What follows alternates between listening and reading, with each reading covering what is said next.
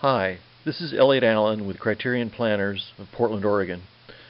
Our firm is a USGBC education provider, and this is one in a series of presentations called 10 Minutes in the Neighborhood, which are quick looks at notable features of the LEED for Neighborhood Development rating system. This installment presents a method for determining which parts of communities are eligible for LEED ND based on their location and designations in community plans. A cornerstone prerequisite of LEED ND is an efficient project location with linkages to surrounding community systems and multimodal transportation. LEED ND prerequisites also require that projects avoid sensitive environmental resources. For local land use planners, there are 7 steps in identifying parcels that are locationally eligible for LEED ND. Completing these steps will provide a community and its developers with a clear picture of where LEED ND can be immediately undertaken and where land use and/or transportation changes are needed in order to create greater LEED ND eligibility in the future. The method of identifying eligible areas can be applied to entire local government jurisdictions, as shown on the left, or to sub-areas within jurisdictions, as illustrated on the right. The remainder of this presentation will look at an entire municipal jurisdiction. The example municipality we're using is a small suburban community at the edge of a metropolitan region. For purposes of LEED ND eligibility, the community is benefited by the presence of a strong traditional main street and regional transit connections, both rail and bus. Note the scale for a quarter-mile distance, which comes into play for several prerequisite options, and the north point showing north at the top of the view. We'll be referring to north, south, east, and west at different points in the methodology.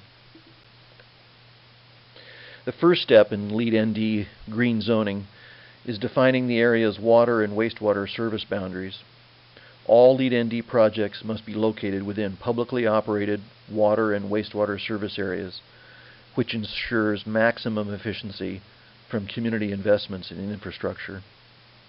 In our example, the dashed black line is coterminous with the city's municipal boundary, which also functions as the maximum extent of its planned water and wastewater service areas.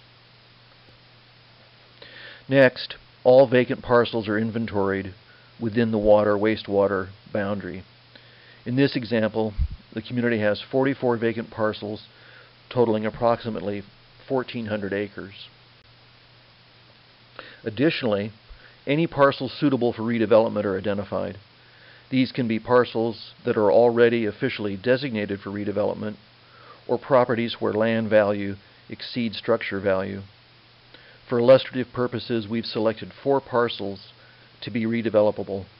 These are close-in previous industrial sites that lend themselves to reuse. Combining the vacant and redevelopable inventories gives a total of 48 parcels that are potentially eligible. The biggest part of the method is determining which parcels comply with LEED ND's first prerequisite requiring a smart location. There are 9 ways that a parcel can achieve the prerequisite based on whether it is surrounded by previous development, or near high-frequency transit service, or within walking distance of several amenities and services. The following sequence of slides shows the results of applying these 9 smart location tests to the sample community. This first test shows several infill parcels in green that are 75% surrounded by previous development. We'll use this color coding in the remainder of the presentation, with green denoting eligibility and red indicating ineligibility. The second infill test allows parcels to be aggregated into temporary larger boundaries encompassing neighboring properties that are then checked for 75% surrounding previous development. In the example, the 3 parcels shown in green meet the 75% threshold test when temporarily joined with neighboring parcels shown in purple. The next test looks at whether 75% of all land within a half mile of a parcel is previously developed. None of the community parcels met this test, which is due to the large amount of undeveloped land beyond the community's existing development pattern. The last infill option is street connectivity within a half a mile of a parcel of at least 140 intersections per square mile. Again, none of the parcels are able to satisfy this option due to the lack of prior development near the community edge. As an alternative to infill, parcels can be eligible if 25% of their border is adjacent to previous development, and if that developed area has a dense street grid of at least 90 intersections per square mile, and that street grid can be extended through the LEED ND project at intervals of no more than 800 feet. Several parcels, shown in green near the center of the community, are able to qualify under this test. Parcels can achieve the smart location prerequisite if a majority of their dwellings and businesses are within a quarter-mile walk of bus or streetcar transit that have high-frequency schedules on both weekdays and weekends. In our example, a bus route runs north-south through the center of town in purple, qualifying several nearby parcels. Parcels can also qualify under the transit option if a majority of homes and businesses are within a half-mile walk of rail transit or bus rapid transit. The town's regional rail transit line, shown in purple, runs east-west with a station just east of the business district, which qualifies several large tracks, shown in green. The final option for smart location eligibility is walkable diverse uses.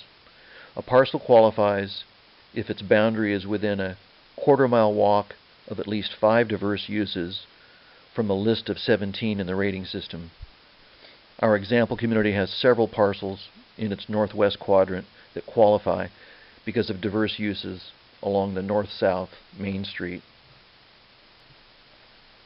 Alternatively, a parcel can qualify if 7 diverse uses are within a half-mile walk of the parcel's geographic center. The same pattern of eligibility along the town's Main Street occurs under this option. Once all smart location parcels have been identified, the next step is applying LEED ND prerequisites that protect sensitive land and resources. Protection applies to wildlife and habitat, to wetlands and water bodies, farmland, and floodplains. These prerequisites constrain, but don't preclude, development on a parcel. In this example, wetlands and their buffers have been delineated on otherwise eligible parcels.